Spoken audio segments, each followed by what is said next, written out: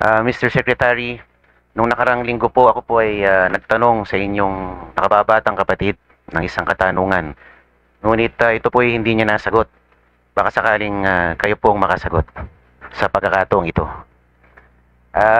Tinanong ko po sa kanya kung magkano po ang nagugol sa pagdakip at pagpapadala sa ating dating Pangulo mula dito sa Pilipinas papuntang Dahig. Hindi ko ho kayang sagutin yan. Unang-una, sa nangyaring yan, aking pong contact dito ay through telephone. Ako po ay nasa Vienna noong panahon na yon. At pinupunta, ang aming pong pakay noon ay pumunta sa United Nations Office of Drugs and Crime. Kaya nasa Vienna po ako noong panahon na yon. Kaya hindi ko ho nakita yung dami ng pulis. Hindi ko ho subaybayan yung mga resources po na ginamit upang madala po yung dating Pangulo sa Dahig. Pero ngunit, masasabi ko, wala hong nasaktan, wala hong napawian ng buhay, at maayos po siyang nakarating sa Hague na wala hong incident. Kaya kahit paano, pasalamat po tayo na hindi na po, wala na hong na-disgrasya sa pagkakataong iyon. Opo, so sino pong nag-order na dalhin po siya doon kung kayo po ay nasa ibang bansa? Ano yan, halos 10 oras po akong nakikipag-usap by telephone mula po sa oras ng Europa papunta po rito sapagkat yung legal basis po ay pinag-aaralan at kiniklear nila sa akin. Kaya ako po nagbigay ng legal basis under Republic Act 9851, Section 17, and other sections of the International Humanitarian Law. Ngunit di po ba sinabi, paulit-ulit na sinabi ng ating Pangulo na tayo po ay nag-withdraw na sa Rome Statute, tayo po, the ICC has no jurisdiction over us, I will not lift a finger in the investigation of any crimes regarding ICC. Kung ganun po ang policy pronouncement ng ating Pangulo at hindi niya kinikilala ang pagiging miyembro natin sa ICC, sino po ang, kumbaga, hindi sumunod sa pronouncement na ito? Ba't nagpatuloy pa tayo sa pagdakip sa ating dating Pangulo? Ang problema ho kasi dito, nung nag-withdraw po tayo sa ICC, sa Rome Statute, hindi na ho tayo miyembro. Ngunit yung batas po na ating pinasa noong 2011 na Republic Act 9851, yun po ang naging basihan ng lahat. Kung ito po ay ating tinanggal sa ating legal system, yung batas na yun, kaakibat ng ating pag-atras sa ICC, wala na hong basihan sana. Ngunit nandun pa ho yung batas na yun, Republic Act 9851. Di po ba bilang parte ng kabinete ng ating Pangulo, tayo ay nagsisilbing alter ego ng ating Presidente? At sa paglabag sa kanyang kagustuhan, hindi po ba nagkakaroon ng breach or violation ng trust and confidence? Kung saan ating hindi tayo tumatalima sa ninanais ng ating Pangulo na kayo ay pwedeng maging subject or vulnerable to any administrative liability. Alam nyo ho, ang pagtatrabaho po sa gobyerno ay sako po yan sa marami hong desisyon na ginagawa natin sa araw-araw. At hindi ho nakataga sa bato ang lahat ng ating desisyon o kaya yung lahat ng ating paningin. Maaari po itong magbago sa pagdating ng panahon, sa bawat panahon. At marahil nagbago po ang aming pagtingin sa usaping ito nung dumating po yung pagkakataon na talagang ando na ho ang Republic Act 1951 at lahat po ng factor tinitingnan po natin sa security po ng ating bansa. Does the former president pose any security threat kahit ganun na siya katanda? Marahil yan po ay dapat tanungin natin sa NSA natin kung ano ho ang naging evaluation ng panahon na yon. Basta't sa akin po, ang aking clearance sa binigay ay sa legal basis. Ang legal basis ng kanyang pagpunta sa Dahig. Yun po yung ating trabaho bilang legal counsel po ng gobyerno. So pwede po tayong tumaliwas sa kagustuhan ng Presidente? Kahit tayo Hindi ay... ho tayo tumaliwas, marahil ho, nagbago rin ang lahat sa ang kanyang paningin sa usapin ito. Hindi ho tayo, sabi ko nga kanina, hindi ho nakataga sa bato ang lahat ng ating paningin ng panghabang buhay. Minsan nagbabago po. Yun po yung ating pagtingin dito. Ayan po. Yun po kasing mga pangyayaring ito nung dinakip ang ating dating Pangulo, it poses some questions that need to be answered.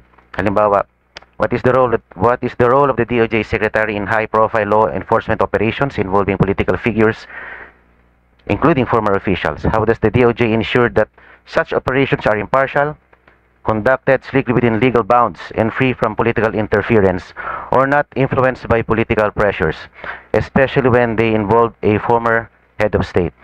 What is DOJ's accountability if evidence later shows that its actions were weaponized for political purposes? Kami ho, ang aming gabay dito, rule of law. Yun po yung aming mantra dito, yun po yung aming sinusunod. At yun po ang dahilan kung bakit meron po tayong Department of Justice, rule of law po. Para humaayos ang lipunan natin at tahimik po. Thank you. My last question po, Mr. Chair. Sa presentation niyo po, nakalagay dito, there's a 100% completion rate ng mga applications for witness coverage dun po sa Witness Protection Program. 100% in 2024, and for the first semester of 2025, 100%. Ngayon pa lang po yata kayo magkakaroon ng 99% dahil parang hindi nyo tatanggapin ang mag-asawang Diskaya sa Witness Protection Program. Ano po kaya ang magiging dahilan natin kung bakit hindi natin sila tatanggapin? Sila po ba'y nakausap na natin? Sabi po ninyo, you will conduct a diligent, a thorough interview of the couple and you will assess their statement. Nagawa na po ba natin ito? Hindi pa ho. Hindi pa tayo umaabot sa bandang yon sapagkat mainit po ang naging talakayan sa Senado, mainit po ang nagiging exchange ng mga pananaw. Wala ho kami sinasaradong pinto. Ang mahalaga lang, may proseso po tayong susundin para ma-evaluate po ang testigo.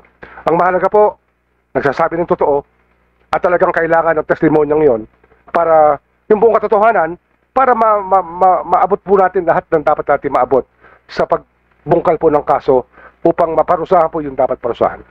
Opo.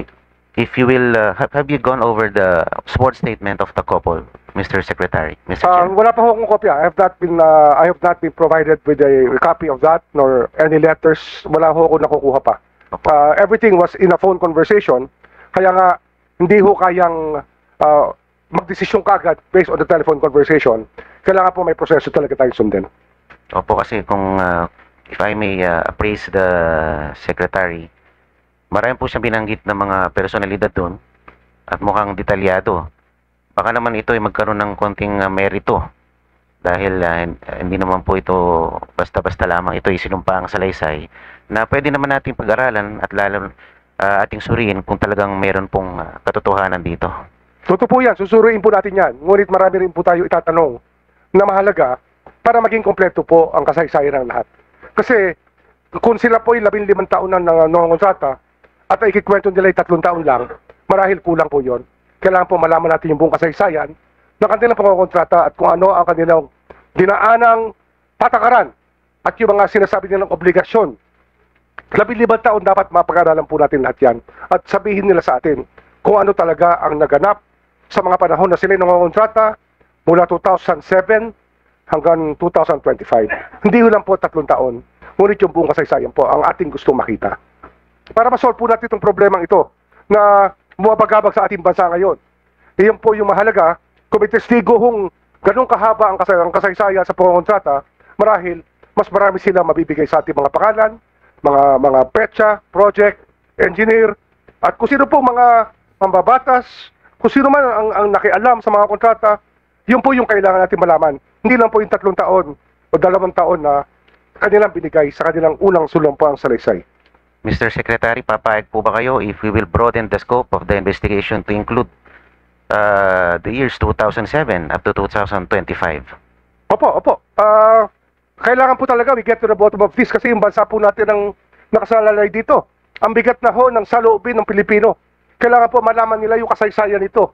Kung kinakailangan po umabot tayo sa 1998, gawin po natin para makita ho natin kung saan tayo dapat pumunta at saan tayo paparoon. Yun po, hindi tayo matututo pag hindi natin nakita ang buong kasaysayan po at sistema na umiiral ngayon na mula po nung mga panahon na yun. Ano po kayang posibleng possible grounds that they will be denied their application for witness protection? Di ba sabi po... Ano ho kasi yan? Testimonial evidence po yan. Ang mahalaga po, ilabas din nila yung mga dokumento. Yung kanilang records, yung kanilang mga ledger, lahat po yan dapat open to scrutiny. Wala ho sila dapat itatago na kahit ano. Yun po yung hinahanap natin talaga sa mga tumitestigo po as state witness. Mahirap po mag-alaga ng state witness, sinasabi ko sa inyo. Kasi ako ho, I take it upon myself to talk to these people and to know their state of mind, their security. And I spend a lot of time doing this even on Sundays. I can tell you that. Kaya hindi ho ito biro sa akin. Ito po ay isang misyon na ating ginagampanan upang magkaroon ng hustisya sa ating bansa. Okay, maraming salamat po. Salamat po. Maraming salamat po, Mr. Chair. I have no more questions. Thank you, Representative